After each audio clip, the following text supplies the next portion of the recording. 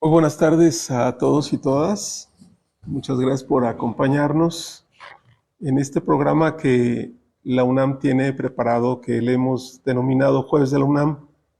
Es un programa que mes con mes presentamos con diferentes temáticas, con temas relacionados con la ciencia, las humanidades, las artes. Y bueno, nos da mucho gusto tenerlos y tenerlas.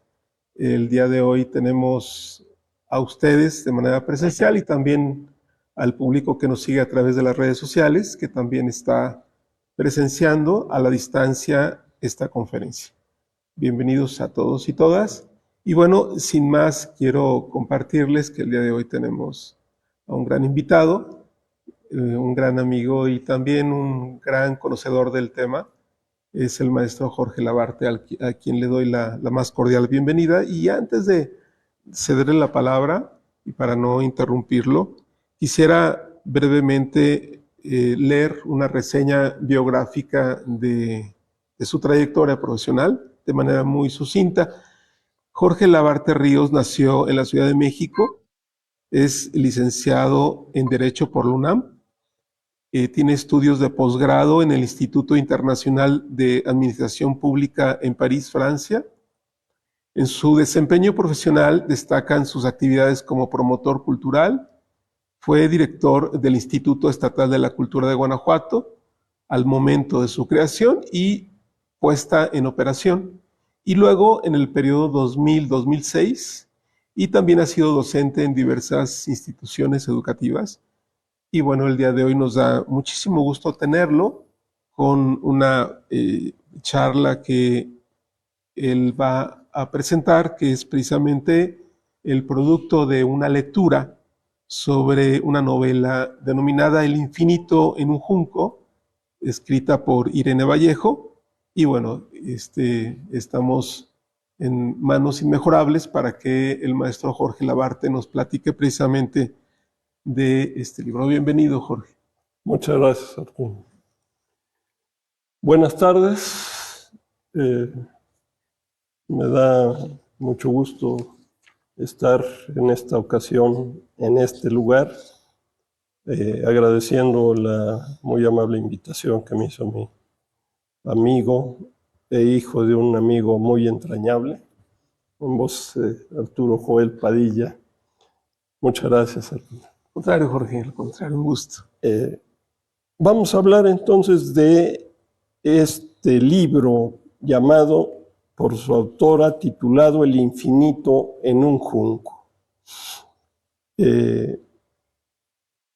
Su autora, de nombre Irene Vallejo, es una mujer nacida en España, más precisamente en la ciudad de Zaragoza, bastante joven para la obra que tiene y sobre todo para la cantidad de estudios y conocimientos que tiene. Ella es de formación filóloga clásica, se llama, es decir, una estudiosa de las lenguas clásicas que maneja perfectamente griego y latín. En el libro aparecen en muchos pasajes momentos en que hace mención a traducciones de su parte directamente de alguna de estas lenguas, obviamente a nuestra lengua, el castellano. Ha escrito muchos libros, no solamente este, que podemos decir que es su obra estelar hasta el momento, esperemos que haya otras más. Escribe novela, ha escrito estudios académicos de muchos de personajes históricos de los clásicos, y además es articulista de el periódico español, pero con ediciones por muchas partes, sobre todo de Latinoamérica, que se llama El País, y de su revista semanal, precisamente llamada El País Semanal. Ha recibido infinidad de premios, ya tenía algunos anteriormente a la publicación del Infinito en un junco, pero a partir de la publicación de este libro, de esta obra, pues ha recibido una cascada de premios en muchísimas partes del mundo. Vamos a comentar el libro haciendo o siguiendo pues una línea, si es que se puede llamar así, un tanto nada de línea recta, sino yéndonos por distintos lados de la obra misma, tomando distintos temas.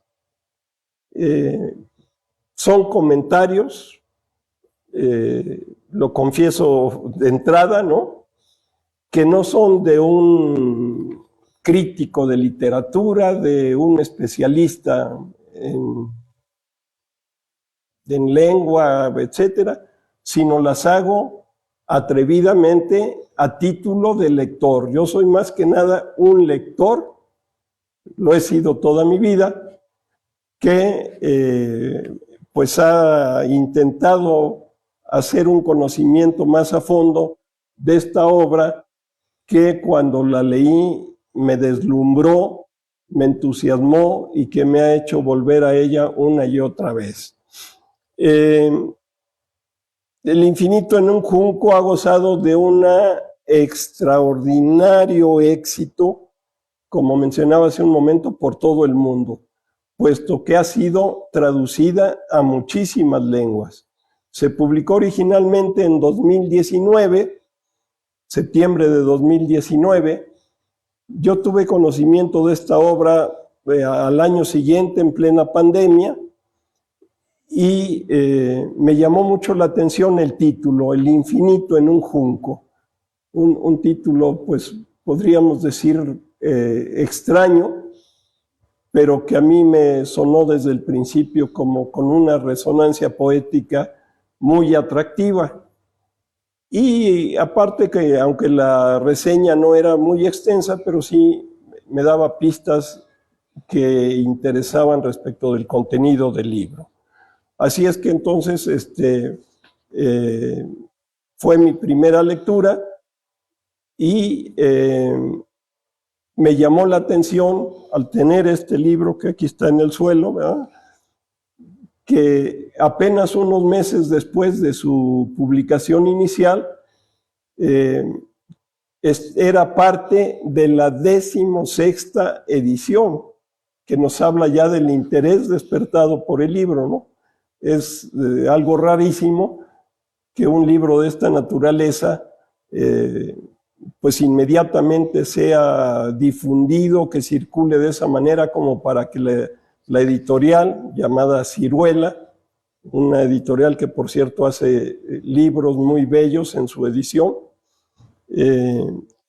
pues tuviera que estar acudiendo a la prensa constantemente para que saliera. Yo creo que a estas alturas debe andar, no sé, cerca de 40 ediciones o cosa por el estilo, ¿no? Las traducciones pues también deben andar por 40 idiomas distintos, por todos lados. En reseñitas que hace Irene de sus viajes por todo el mundo, pues nos habla de que ya estuvo con el traductor del japonés, con el traductor del sueco, etcétera, ¿no? Entonces es un libro que ha tenido mucho éxito y que ha sido pues muy analizado, obviamente, por personas mucho más doctas y con mucho más elementos académicos que yo. Pero les digo, a título de lector, pues me atrevo a hacer mis propios comentarios. Lo primero que quiero decir es que me parece que es una obra que podemos calificar de asombrosa, nos asombra. Es decir, a mí me asombró, pero en los comentarios de otros lectores que conozco y por muchas partes, comparten esta apreciación. Asombra pues por muchas razones. Primero, el tema que trata de los libros. Es un libro sobre libros. Ya ahí es una rareza, ¿no? Pero de los libros, ¿qué? Bueno, habla de los libros, dice como subtítulo el propio libro, la invención de los libros en el mundo antiguo. Es cierto eso, pero yo creo que el título se queda corto, porque no solamente es la invención de los libros, es prácticamente una historia de los libros desde su invención hace 6,000 años, dato que yo aprendí justamente al leer el libro, hace 6,000 años. ¿Por qué razones más parece asombrosa? Bueno, pues por la manera como aborda el tema. No es que sea, que lo es, pues un estudio muy riguroso, muy académico, con una gran información impresionante. Se puede ver en el libro cuando vemos la bibliografía que ha consultado, a la que ha acudido, pues es verdaderamente impresionante, y que incluye además obras de autores clásicos en su propio idioma, como ya habíamos dicho hace un momento, ¿no? ¿Qué más? Bueno, esta forma de abordar su trabajo lo hace con un lenguaje maravilloso, estupendo, un lenguaje muy rico, muy fresco, con rasgos poéticos, y además pues usa mucho dos características que son muy apreciadas, que son la ironía y el humor. No se toma ella, aunque se toma en serio, pero no lo demuestra. Es decir, se dice las cosas con una sencillez que pareciera que no tuvieran más importancia que una buena charla, pero en eso está diciendo cosas de una profundidad y de una sabiduría que es preciso reconocerle. Resumiendo estos primeros comentarios, pues podemos decir que aunque la editorial cataloga el trabajo en el rubro de ensayo, pues también es una narración, la podemos leer como una novela, y pues tiene muchos elementos poéticos a lo largo de toda la obra. Así es que, digamos, aquí tenemos reunidos estos tres grandes apartados de la letra escrita, que son el ensayo, la novela y la poesía en un solo trabajo, ¿no? Bueno,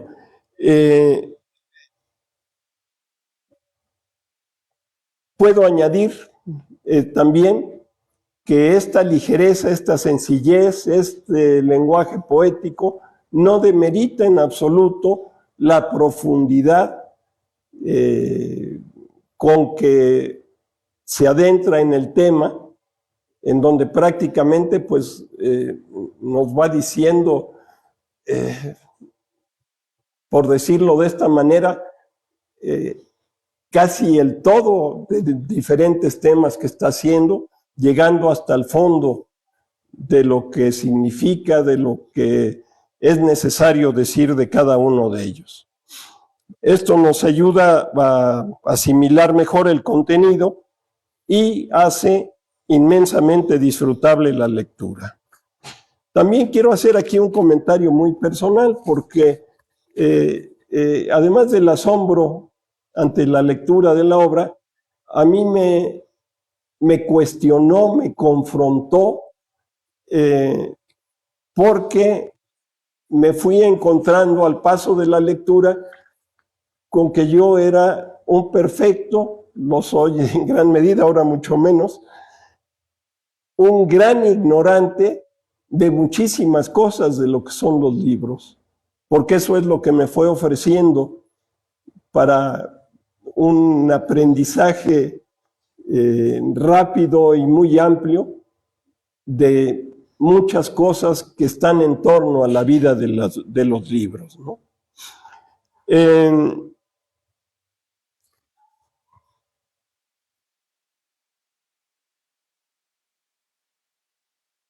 Pasemos ya directamente al libro. Desde el punto de vista de su estructura formal, Irene lo divide en dos grandes apartados. Al primero, un poco más extenso que el otro, le ha llamado Grecia imagina el futuro. Y al siguiente, los caminos de Roma. Es decir, Grecia y Roma los toma como elementos centrales para hablar de muchas otras cosas que se encuentran en otros países, en otras épocas que no se refieren estrictamente a los momentos estelares de estos dos imperios.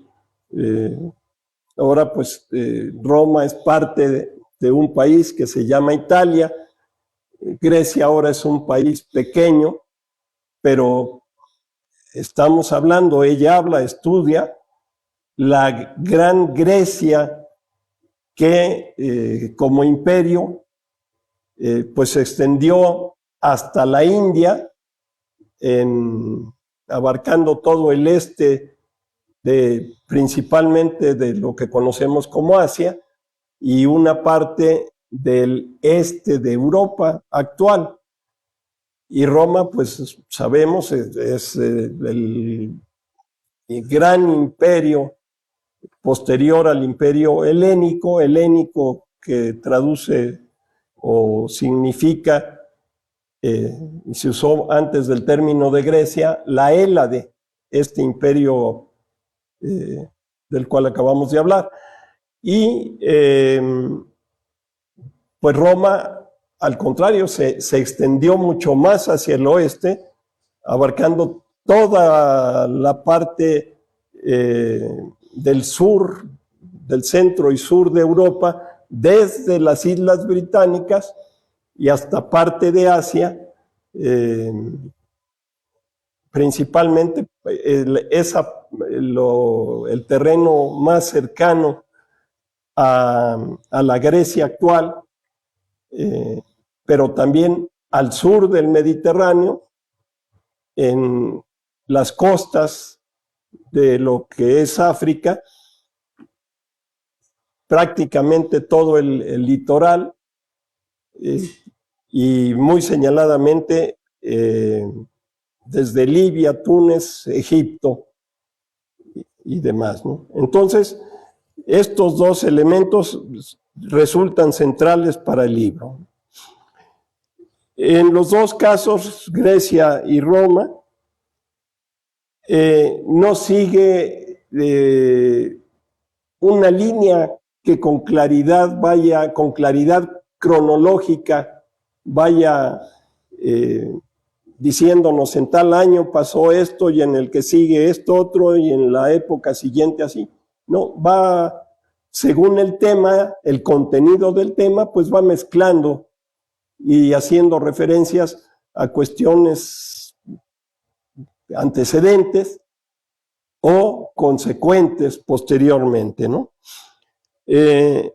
Lo que es de notarse y que es muy valioso es que ella siempre utiliza lo que podríamos llamar una vasta mirada, ¿no? Es decir, lo que ella ve abarca muchísimo, extiende su mirada a todos los rumbos que pueden contener elementos que contribuyan a saber mejor de lo que está hablando, pero al mismo tiempo esa mirada que es muy extensa, muy vasta, es muy minuciosa.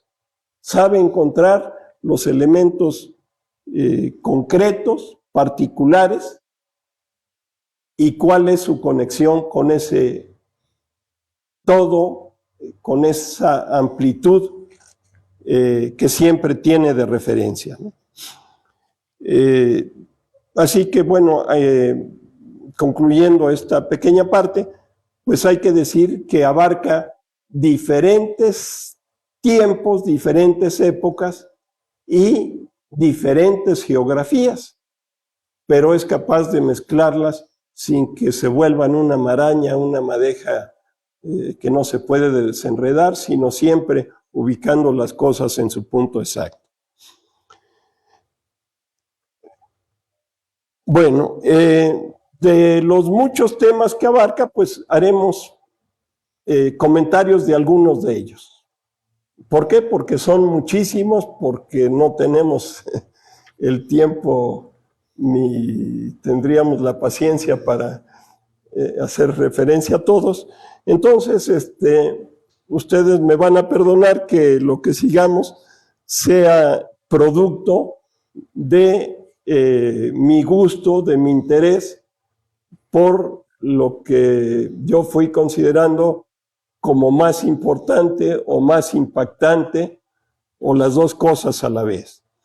Y entonces voy a principiar por donde empieza ella misma, que es la Biblioteca de Alejandría.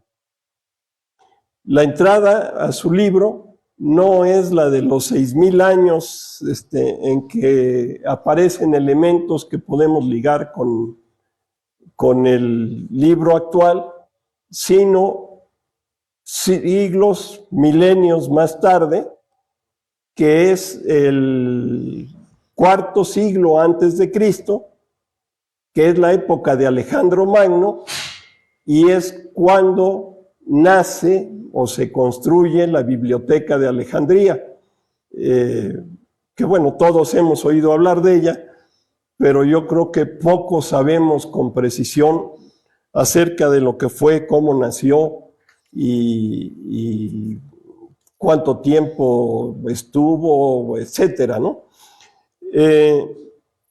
Irene nos cuenta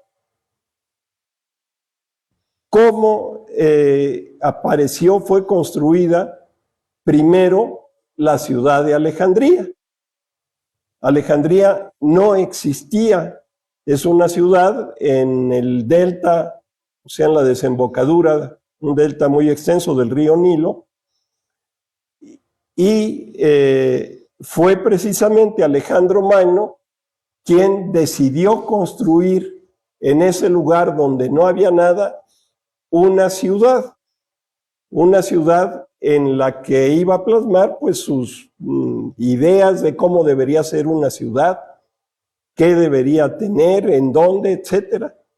Ella dice que fue personalmente Alejandro el que con yeso trazó las líneas del lugar donde debería ser construida la ciudad, y dónde debería estar un templo, dónde debería haber una plaza, etcétera, etcétera. Y eso se empezó a construir la ciudad en vida de Alejandro.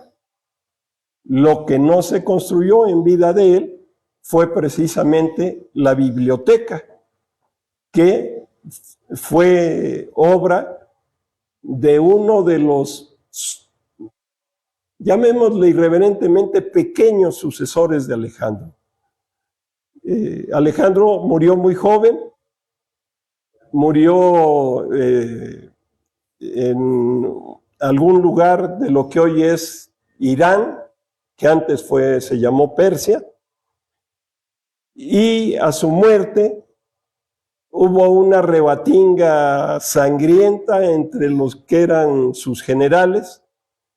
Se repartieron el gran imperio helénico que había construido en 8 años nada más Alejandro Magno, y los generales que sobrevivieron a esa purga sangrienta se repartieron. A ti te toca esto, a ti el otro, y a ti. A Ptolomeo, un también macedonio, igual que Alejandro, le tocó Egipto.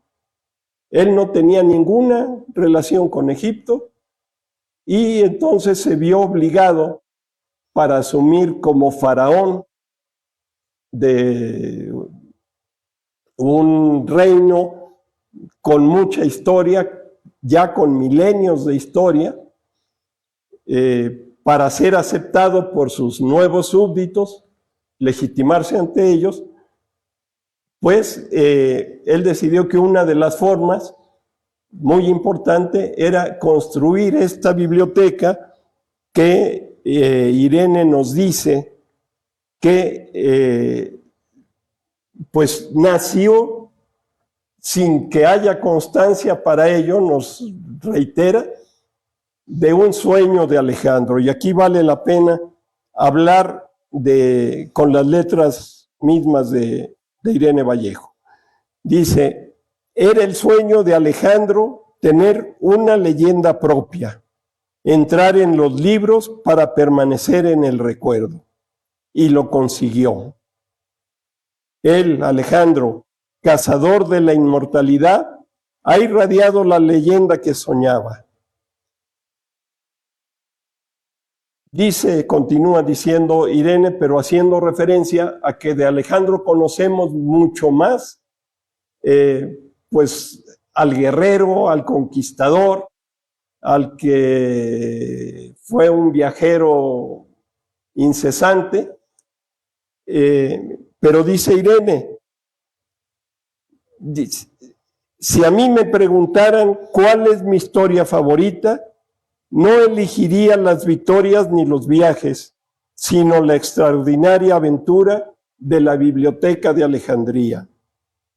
Aunque no queda constancia, me atrevo a imaginar que la idea de crear una biblioteca universal que reuniera todos los libros conocidos y buscados nació en la mente de Alejandro, pues el plan tiene las dimensiones de su ambición, lleva la impronta de su sed de totalidad. Reunir todos los libros existentes es otra forma que la conquista, es otra forma simbólica, mental, pacífica de poseer el mundo. Bien, entonces pues ya tenemos los elementos para saber qué fue y qué pretendía hacer la Biblioteca de Alejandría. Reunir todos los libros existentes, de todos los temas, de todos los países conocidos y en todas las lenguas en que estuvieran escritos.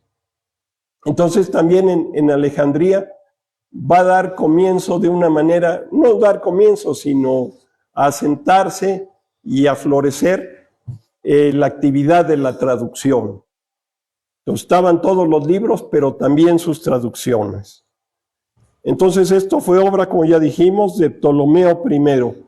Todos los sucesores se llamaron Ptolomeos hasta Ptolomeo 10 u 11, no recuerdo exactamente, ¿no? Bueno, es importante señalar que la biblioteca no estaba sola, era parte de lo que llamaron entonces el museo, que no tiene que ver o no es el mismo concepto que nosotros tenemos ahora del museo. Si escuchamos hablar de un museo, pues pensamos en que allí hay una colección de objetos que están ahí bien resguardados y puestos a disposición del gran público, ¿verdad? En este caso, el museo nos remite a su origen en Grecia más antigua, anterior a Alejandría y a la biblioteca, a un lugar sagrado donde se venera a las musas, a las 9 musas, hijas de otra diosa llamada Memoria. Recordemos eso, ¿no? Entonces, por ejemplo, Platón y Aristóteles, en sus actividades como grandes pensadores, tenían o estaban ubicados la llamada Academia de Platón, de ahí nace el término que seguimos usando, la academia, un lugar de estudio, de pensamiento, y el liceo, el nombre utilizado por Aristóteles, estaban en lugares que se consideraban que tenían que eran sagrados para venerar a las musas. Bueno, entonces de aquí se toma este nombre de museo y para Ptolomeo y para los que construyeron ya esta parte de la ciudad de Alejandría, pues venía a ser una especie de ciudad de sabios. Era un lugar para que a Alejandría llegaran sabios de cualquier parte del mundo conocido que quisiera desarrollar sus actividades como literato, como escritor, como filósofo, como arquitecto, como científico, matemático, etcétera, ¿no? De cualquier rubro del conocimiento. Y se volvía entonces como una pequeña ciudad de sabios. Pero lo que es muy importante es que todos ellos tenían el respaldo de la gran biblioteca para poder desarrollar sus actividades. Y entonces la biblioteca acabó comiéndose al museo, es decir, la importancia que fue adquiriendo la biblioteca de Alejandría, pues ha permanecido viva, aunque mítica, hasta nuestros días, y en cambio las actividades desarrolladas en el museo pues han quedado un poco relegadas a la neblina de una memoria muy antigua, ¿no?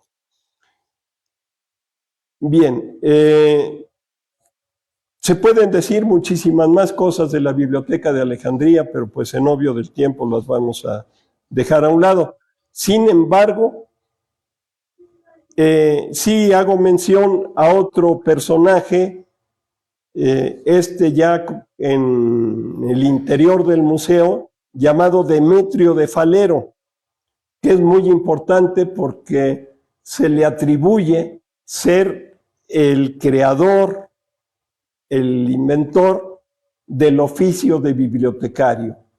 Justamente él había estado en el Liceo de Aristóteles y había tenido contacto con la biblioteca de Aristóteles. Entonces él fue, digamos, contratado en nuestros términos actuales, traído por Ptolomeo para hacerse cargo del orden de la biblioteca. Entonces, nomás es una referencia breve a este nombre. Concluyo con que algo que ya fue dicho, pero que reitero. La Biblioteca de Alejandría tenía, entre otros, pero muy principalmente, el propósito de reunir todo el saber de todo el mundo conocido, no solo del mundo griego, sino el de otros reinos, de otros países que no pertenecían a la Hélade, como habíamos dicho. Bueno, pasando a otro tema, veamos qué nos dice Irene acerca, ahora sí, de los antecedentes de los libros que luego fueron reunidos en esta biblioteca de Alejandría. Retomo las palabras de Irene respecto a estos famosos 6,000 años que he mencionado ya un par de veces. Dice, hace 6,000 años aparecieron los primeros signos escritos en Mesopotamia, esa región que está en Asia, entre los ríos Tigris y Éufrates. Los orígenes de esta invención están envueltos en el silencio y el misterio. Allí resguardaban, en principio, cosas que no tienen que ver con la literatura. Eran facturas, recibos, inventarios, contratos matrimoniales, acuerdos de divorcio, actas de juicio, códigos legales y sí, en un pequeño porcentaje, literatura, sobre todo poemas e himnos religiosos. Los escritos de aquellos grandes imperios que tuvieron vidas azarosas, conocieron el esplendor, pero también la destrucción. Quedaron enterrados en las arenas del desierto por mucho tiempo y muy recientemente, siglo XIX sobre todo, quizás un poco antes, empezaron a ser rescatados y quedaron dispuestos para que los investigadores pudieran estudiarlos y tratar de interpretarlos, de conocer el lenguaje plasmado en ellos, un lenguaje que se le ha dado el nombre de cuneiforme, que son formas geométricas de distinto tipo, sobre todo que, bueno, tienen un sentido que es el que fue desentrañado. La característica es que se trata de tablillas, este nombre lo vamos a usar mucho, de arcilla, es decir, de barro. Muchas se hicieron en barro crudo, que lógicamente pues fácilmente desaparecieron luego, convirtiéndose en polvo, pero otras que son las que algunas que han podido sobrevivir, pues fue barro cocido, que le da una durabilidad que no tienen las otras, ¿no? Otro tipo de tablillas, o no tablillas, perdón, de escritura que aparecen milenios antes de Grecia, son los jeroglíficos. En Egipto apareció este tipo de escritura que está plasmada en un material, sí, muy, muy duradero, la piedra. Jeroglífico, glifo, quiere decir piedra. Entonces es la escritura sobre piedra. Aquí también este tipo de escritura despertó un interés tremendo de parte de investigadores que finalmente lograron ya en el siglo XIX descifrar el lenguaje de los jeroglíficos. Como dato curioso, podemos decir que fue para ello una piedra la que tiene un nombre por el lugar donde se encontró, que se llama la piedra de Rosetta, y que fue robada, fue parte del saqueo que hizo Napoleón en su expedición a Egipto, y que después, a su vez, fue robada por los ingleses y actualmente es pieza estelar en el Museo Británico en Londres.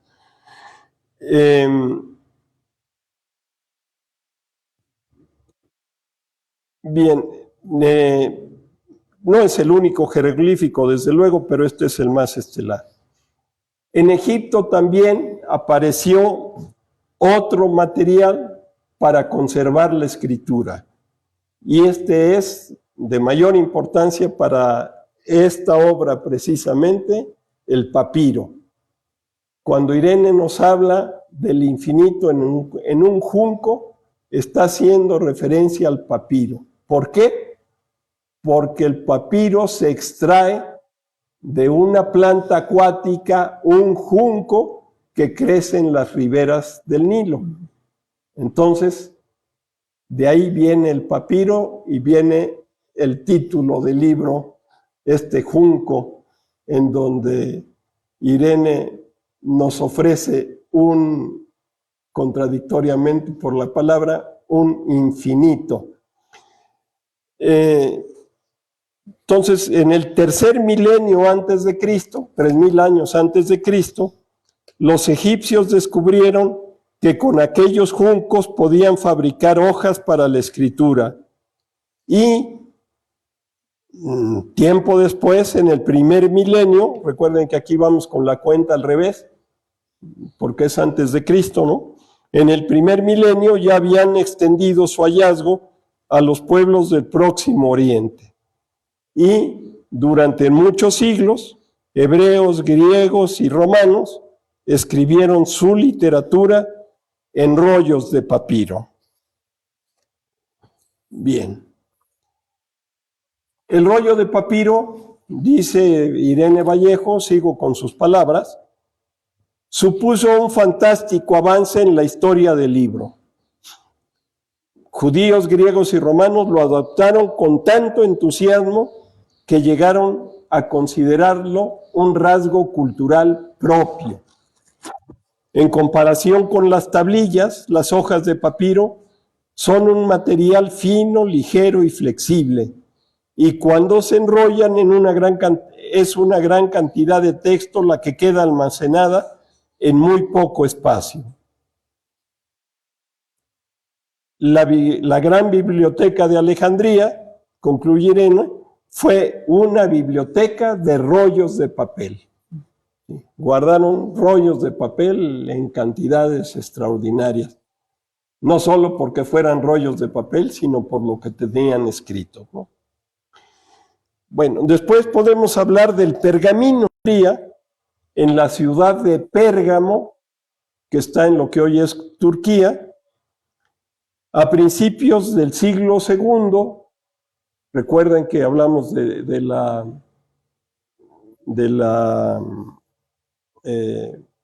construcción de Alejandría aproximadamente unos 100, 150 años antes de este momento. Entonces, en este siglo II antes de Cristo, un rey acuérdense que aquí siempre hay pequeños reinos por todos lados, ¿no? Entonces, el rey de Pérgamo quiso construir una biblioteca como la de Alejandría, es decir, una competidora de la biblioteca de Alejandría, lo cual no le pareció al soberano de Egipto, y que trató de bloquearla, como se sigue haciendo ahora con muchas cosas, ¿verdad? Un país, cuando ve la competencia del otro, pues lo quiere tapar y toma medidas para que no pueda realizar lo que pretende y cosas así. Bueno, el faraón de Egipto lo que hizo fue cortar, digamos, la exportación de papiros. Entonces, el rey que quería tener su propia biblioteca, pues se enfrenta, aunque no tiene elementos para proseguir con el contenido de la biblioteca que pretende. Pero, pues busca una solución, y la solución viene de perfeccionar algo que ya se venía usando en otras partes e incluso en el mismo ámbito de Turquía, que no tenía ese nombre entonces, no exactamente correspondiendo a la Turquía actual, pero ahí se hablaba, era la Anatolia, y fraccionada en distintos reinos, ¿no? Bueno, entonces se utilizaba la piel y se escribía sobre piel. Entonces perfeccionaron la técnica para poder utilizar la piel y escribir sobre ella. Y entonces, como fue Pérgamo, la ciudad del reino que perfeccionó este método, pues a partir de ellos lo conocemos como el pergamino.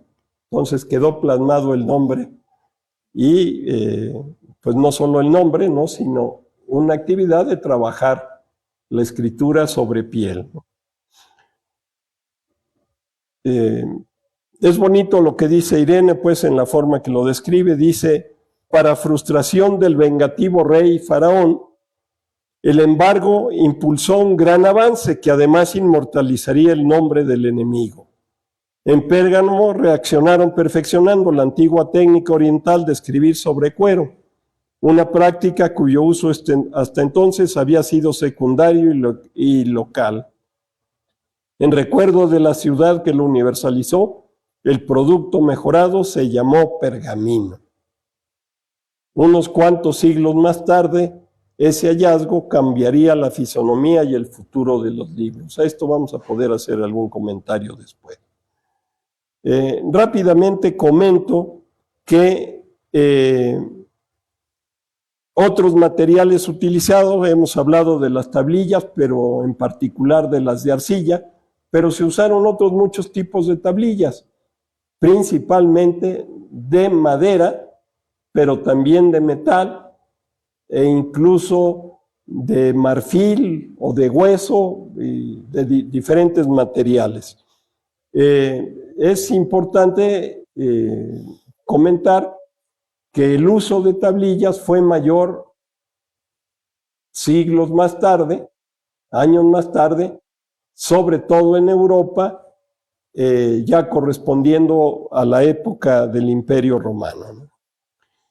Bien, también creo que es muy importante, pasando a otro tema, comentar algo acerca del alfabeto.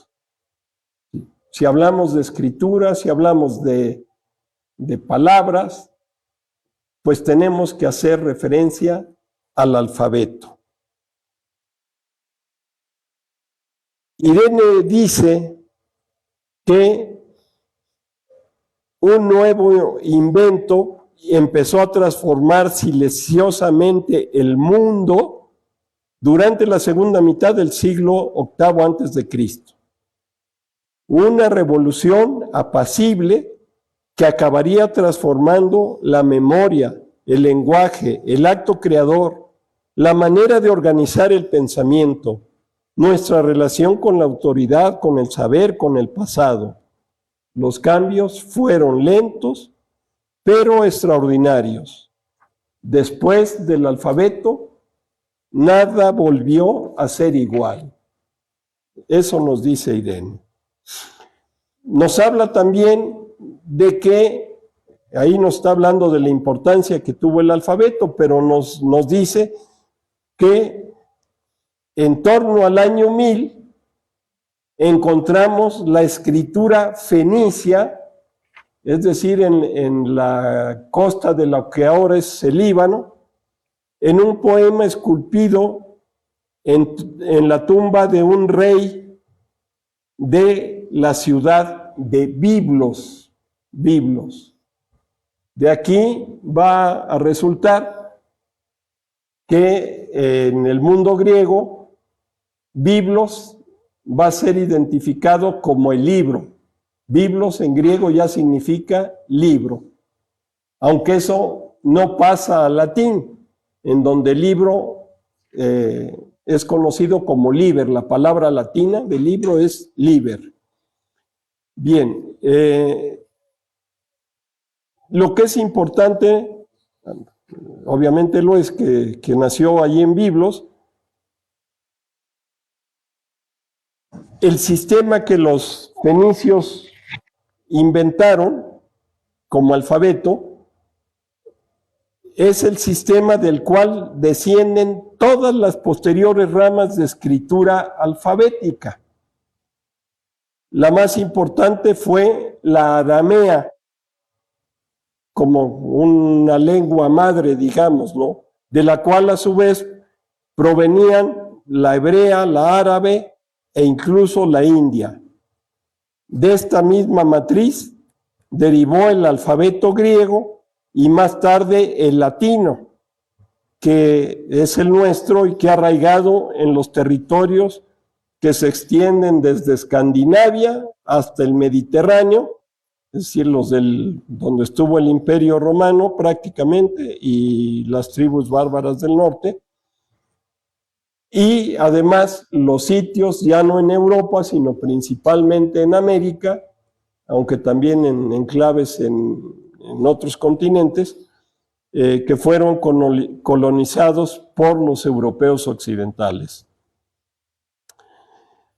Cabe decir que en la Biblioteca de Alejandría se le encontró otra función al alfabeto, que es la de utilizarlo como forma de organizar la propia biblioteca, que tuviera un orden, algo que se mantiene hasta nuestros días.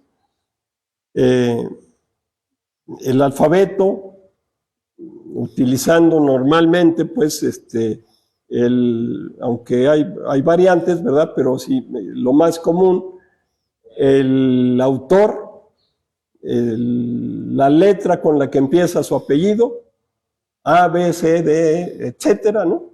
Es el orden con el que se ubican en los estantes de las bibliotecas para encontrarlos con facilidad.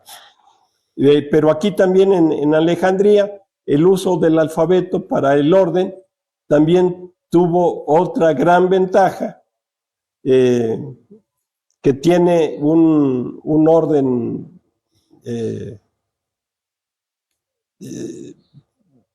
porque no todo es seguir la línea de las letras, sino parcelarlo por distintos bloques con una idea que otro gran bibliotecario, que además era poeta, Calímaco, utilizó. Dice, él clasificó ya para siempre, también son palabras de Irene, los libros en dos grandes territorios, verso y prosa. Luego parceló cada uno de estos países literarios en provincias: épica, lírica, tragedia, comedia, historia, oratoria, filosofía, medicina, derecho, y al final una última sección miscelánea para obras que no encajaban en ninguna de estas parcelas. ¿Cómo vamos de tiempo, Arturo? Tenemos 1 hora, llevamos 1 hora ahorita. Válgame Dios, sí. Nos falta muchísimo. Voy a obviar varias cosas y hacer mención rápida de... Espero que no se hayan aburrido demasiado como para que todavía me atreva yo a seguir. Si no, ustedes me dicen y podemos buscar conclusiones.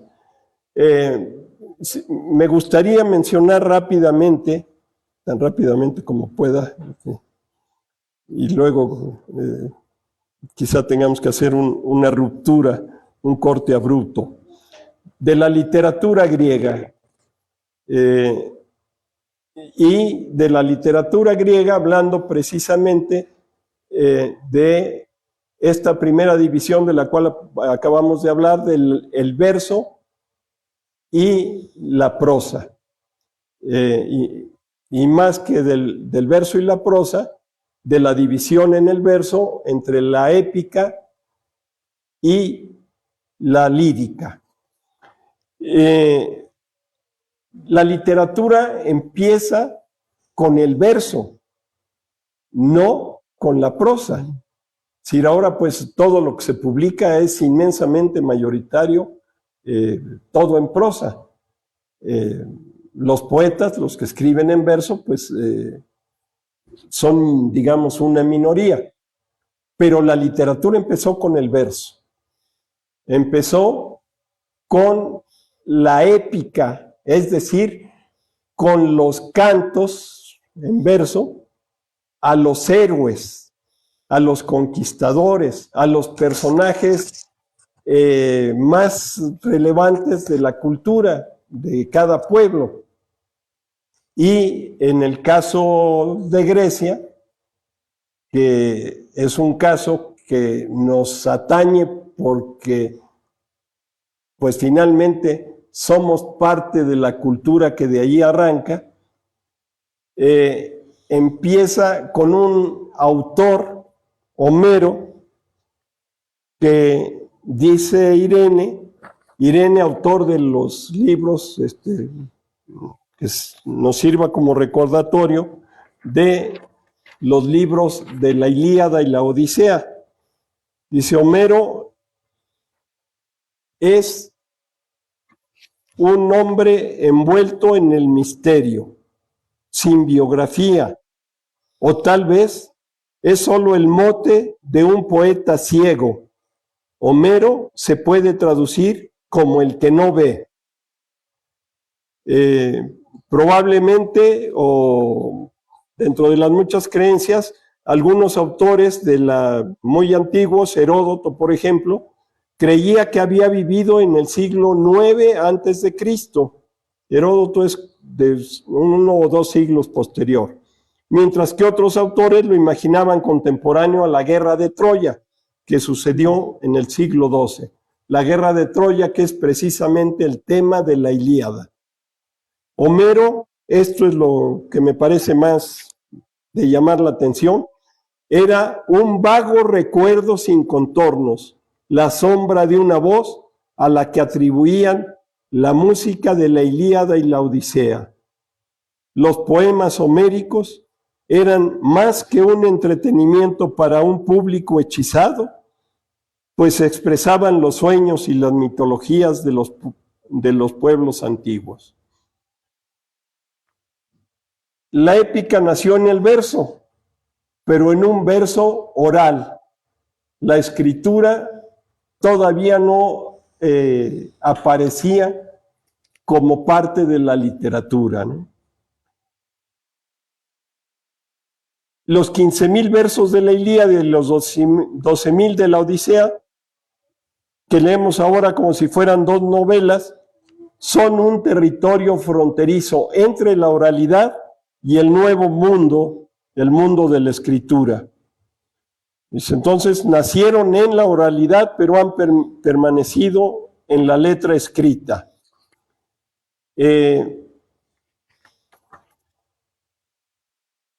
No resisto a leerles, aunque sigo en el mismo tema, que aquí Irene ofrece un canto hermoso, un canto fúnebre a la oralidad, porque cuando aparece la escritura, el verso se fija definitivamente. Antes tenía variaciones, era cantado por los bardos, etcétera, ¿no? Dice, es una gran paradoja, provenimos de un mundo perdido al que solo podemos asomarnos cuando desaparece. Es decir, desaparece esa oralidad y queda plasmada en las letras, en la letra escrita. Nuestra imagen de la oralidad procede de los libros. Conocemos las palabras aladas que vuelan, a través de su contrario, las palabras inmóviles de la escritura. Salvar aquella herencia exigió herirla de muerte. Herirla, y aún así, fascinante, la gran riqueza del imaginario auroral de nuestra cultura ha sobrevivido del todo en los confines del tiempo. La dorsal de nuestra cultura, ni más ni menos.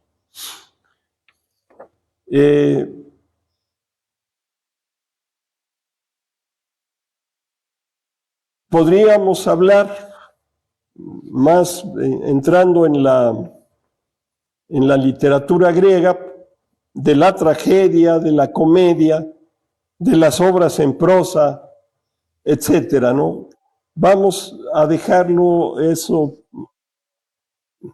no puedo decir para otra ocasión porque no es fácil que la haya. Y sí quisiera decir antes de cortar, hablar algo de Roma. El apartado que Irene dedica a Roma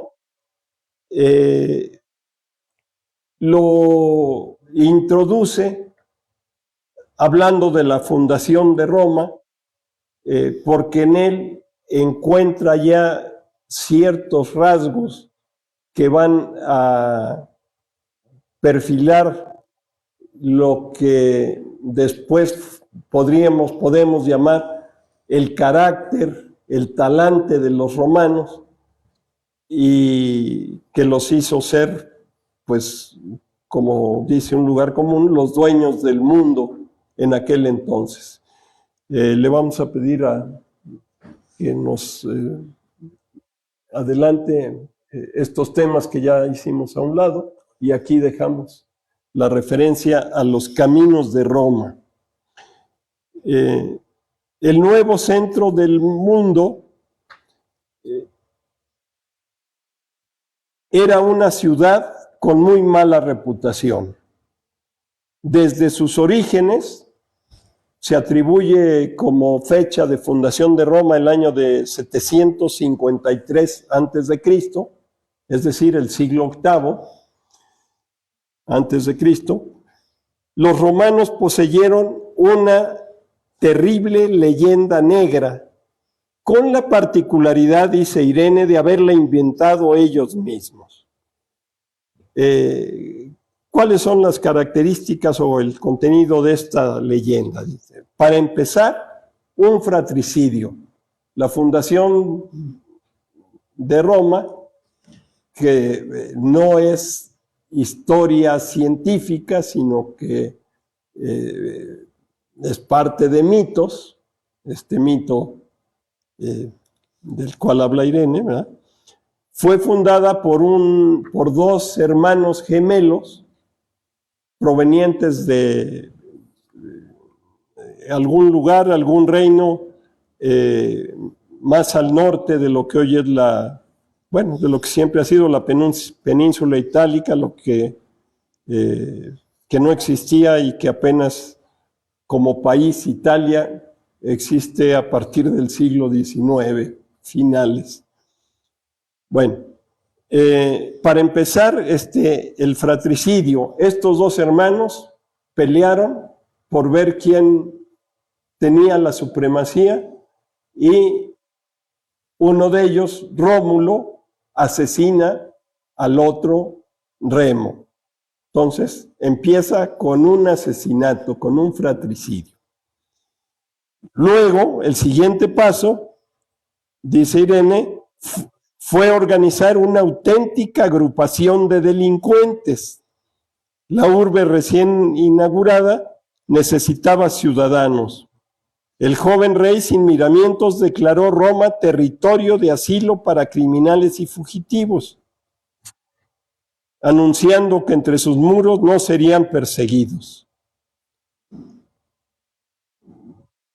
Y tercero, ya establecidos toda esta agrupación de criminales, el problema más acuciante que enfrentaban pasó a ser la ausencia de mujeres. Y así se llegó al tercer episodio abyecto, una violación masiva. Idearon una fiesta, una celebración a los dioses, invitaron a la gente de alrededor con sus familias. Ahí se apoderaron de todas las mujeres, lo que se conoce como el rapto de las Sabinas, y se apropiaron de las mujeres para que esa agrupación de delincuentes pudiera tener familias que hicieran permanente la vida de la ciudad. Bueno, como comentario a todo esto, dice, todo su poderío militar de los romanos, su riqueza posterior, las asombrosas redes de transporte y las obras de ingeniería, componían una máquina poderosa e invencible, pero árida sin el rocío de la poesía, de los relatos y de los símbolos. Las grietas abiertas por estas ausencias serían las rutas imprevisibles por las que Edipo, Antígona y Ulises se lanzaron a las calzadas del mundo globalizado. Es decir, hablamos de Roma, pero Grecia quedó al interior de Roma. ¿Cómo? Fue un pueblo subyugado por los romanos, pero los romanos muy prácticos, muy soberbios en general, pero muy humildes para saber reconocer lo bueno de cada uno de los pueblos conquistados y apropiarse de ellos, reconocieron una superioridad manifiesta de tipo cultural en los griegos y empezaron a trasvasar la cultura griega al mundo romano. Los griegos, en calidad de derrotados, y muchísimos de ellos en calidad de esclavos, pasaron a influir de manera notable en el mundo romano, a tal grado que la cultura de Roma se fusionó en muy buena medida con la griega, y ahora hablamos de nuestra cultura grecorromana, es decir, que tiene características de uno o de otro. Aquí es importantísimo tener en cuenta que la esclavitud, que era parte de todo el mundo antiguo, en Roma adquirió proporciones inusitadas, conforme a la dimensión misma del imperio inmenso que construyeron. Entonces, para el mundo de la cultura, la esclavitud fue muy importante porque a través de esclavos se transmitió una muy buena parte de la cultura griega, en particular la literatura, los libros, las traducciones. Llegaron el teatro, las comedias, etc. Y parte esencial, la transmisión de los conocimientos, es decir, la educación, se dio justamente por medio de esclavos, la mayoría griegos, de origen griego, y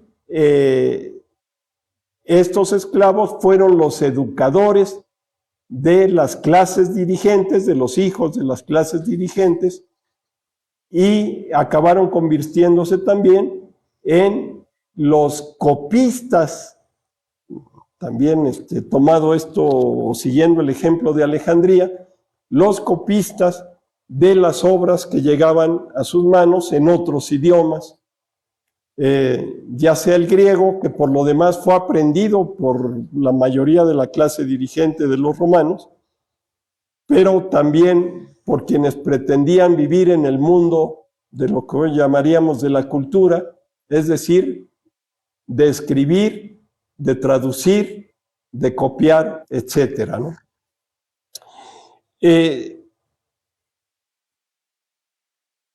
Además, o como rasgo muy importante de los romanos respecto del libro, va tomando cuerpo varios elementos que pues nos han transmitido, nos han quedado como un legado importantísimo.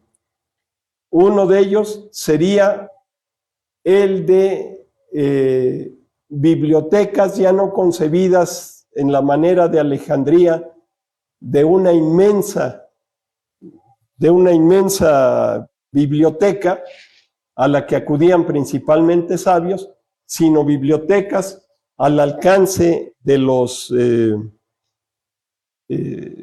pues de un público más amplio, ¿no? Aunque la educación no estaba generalizada ni mucho menos, pero había más personas lectoras e interesadas en el saber, y además se puede rastrear que por ahí del siglo I, pues en Roma precisamente, aparecen los lectores por placer, de los que yo me siento orgullosamente heredero, ¿no? Es decir, la lectura, pues la he concebido no solamente como un medio de aprendizaje, sino de disfrute, de placer. Bueno, esto se da aquí. Y entonces aparecen bibliotecas públicas más pequeñas, pero diseminadas por muchos lados en la geografía del Imperio Romano. Y también aparecen las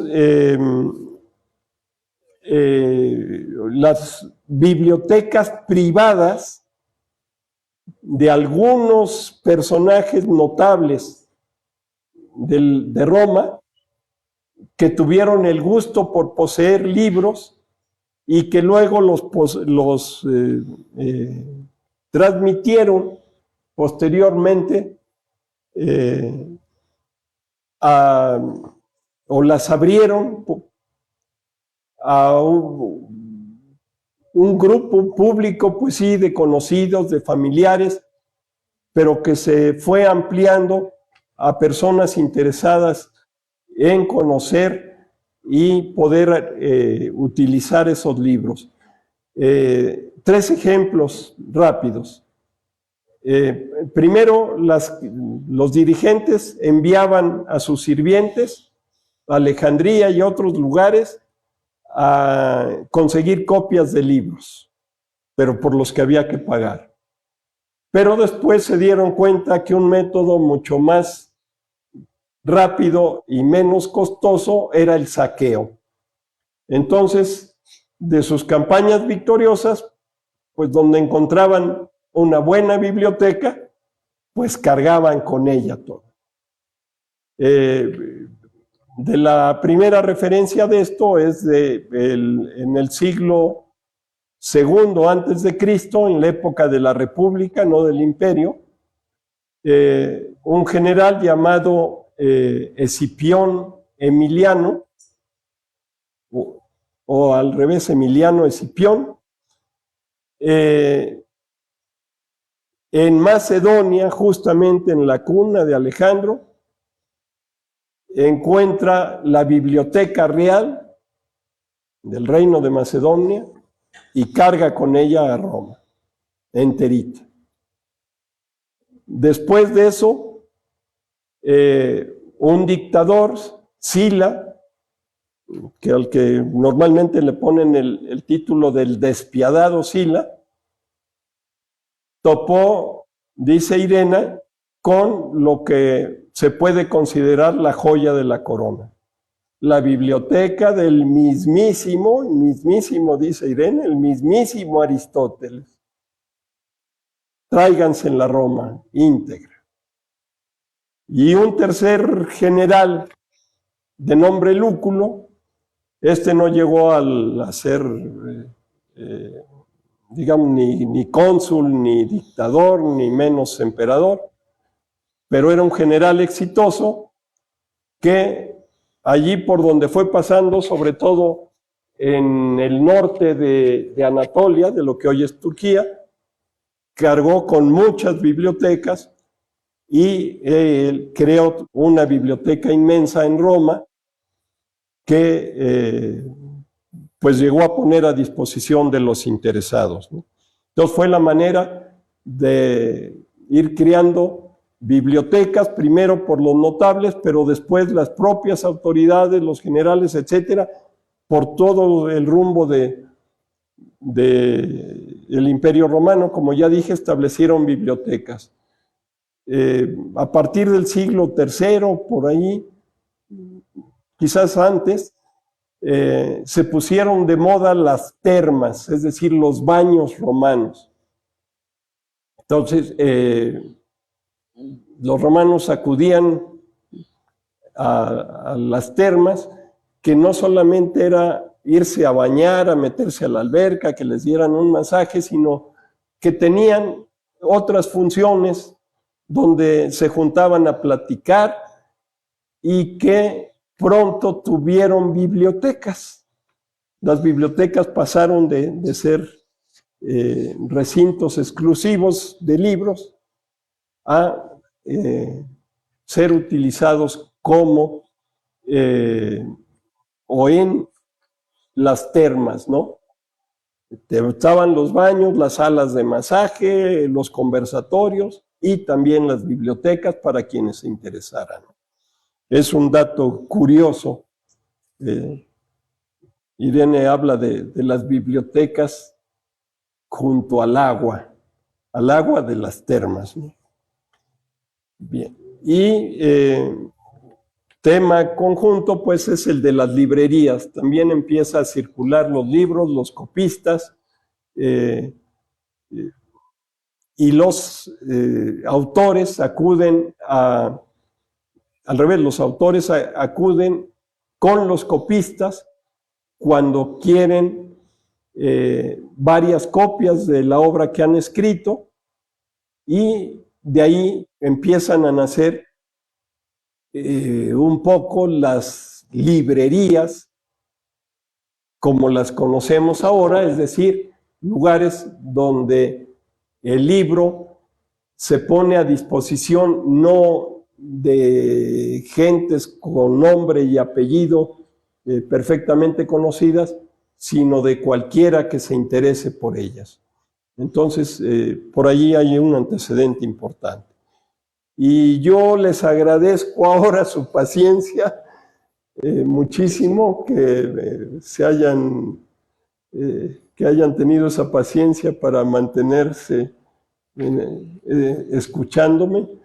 Y pues creo que doy por terminado esto, agradeciendo nuevamente a Arturo Joel que me haya permitido platicar con ustedes de esta manera y pues también darle un agradecimiento a Irene Vallejo, que es quien nos convoca y que nos ha permitido estar aquí, gracias a que ella concibió que podía reunir muchas cosas para contárnoslas y de ese infinito de cosas, pues ofrecérnoslas en el Junco, que es el libro que hemos venido comentando. Muchísimas gracias nuevamente.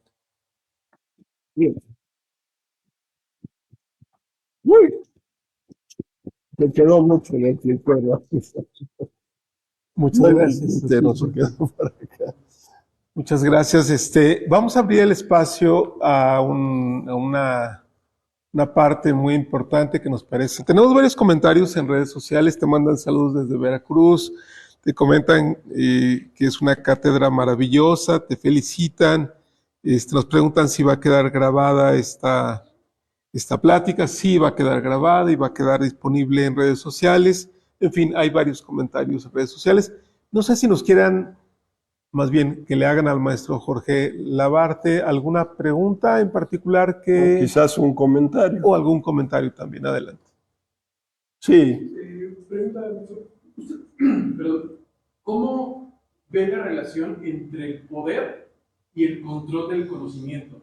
Porque siento que el control del conocimiento está muy ligado a quién lo está gobernando y viceversa. Entonces, ¿usted cree que el poder, dicen que el poder es conocimiento, ¿usted cree que el libro refleja eso? Que el que tenga el poder tiene ese conocimiento para transmitir durante muchas generaciones. A ver, es una pregunta compleja que le agradezco. Voy a ver si la puedo responder. Bueno, hay muchos tipos de poder que dependen no necesariamente del conocimiento, aunque usen el conocimiento. Digamos, de manera clásica, pues el poder político depende de que se controle la fuerza del Estado o de otro tipo de fuerza, pues no necesariamente el Estado. Se dice que la política pues es la lucha por conquistar o conservar el poder, y es un poder político.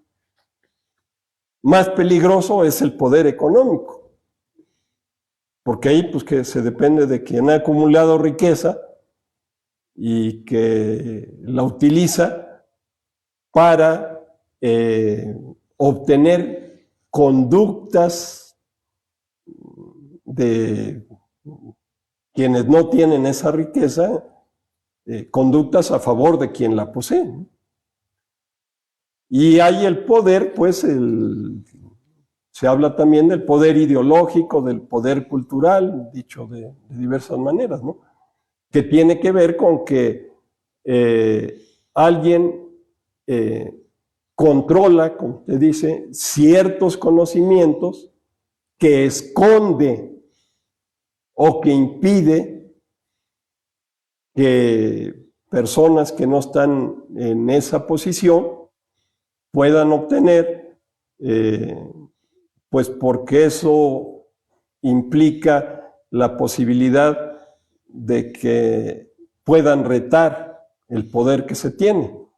Uno de los temas que brinqué, lo habíamos titulado La destrucción de los libros, y que tiene que ver con, bueno, por una parte de que los libros, pues son objetos que están sujetos a muchos tipos de deterioro, ¿no? Simplemente el paso del tiempo va deteriorando los libros, pero pueden mojarse por una inundación o por lo que sea. Les puede caer hongos y también se dañan y desaparecen total o parcialmente. En fin, pues muchas maneras de que desaparezcan, pero una constante en la historia, que nos explica muy bien Irene, es la de los libros que son destruidos. Entonces, aquí hay un capítulo para la destrucción de los libros. ¿Por qué? Porque pues muchos dueños del poder se han considerado que los libros son peligrosos para su poder. Y entonces, pues, a la hoguera. A veces han preferido o han optado no por destruir al libro, sino por destruir al autor del libro.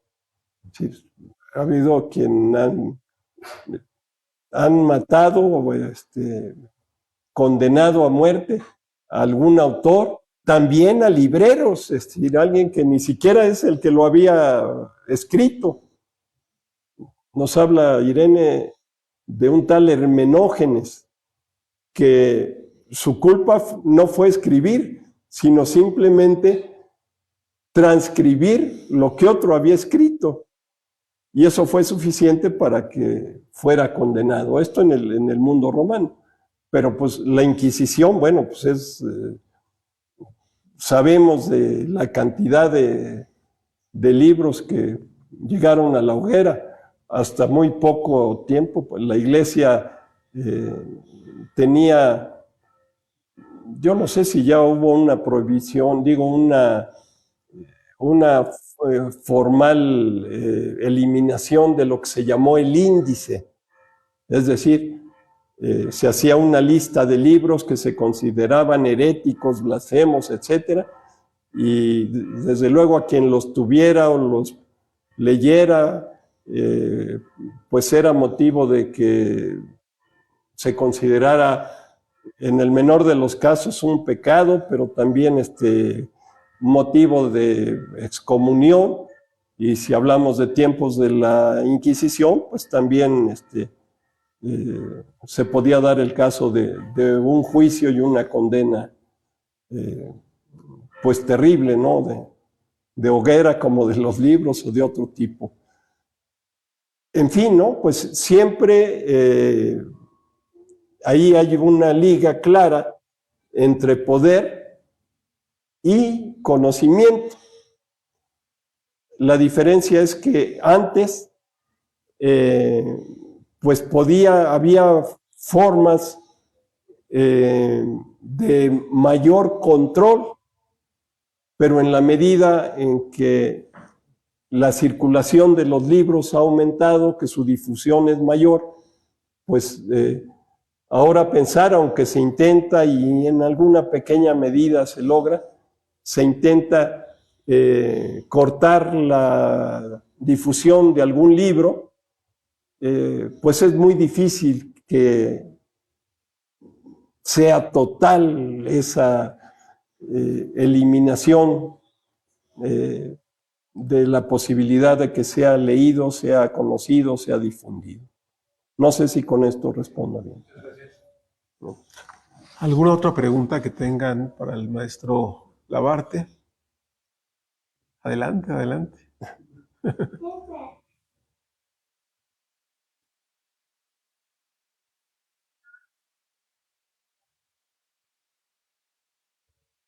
Tradúcenos.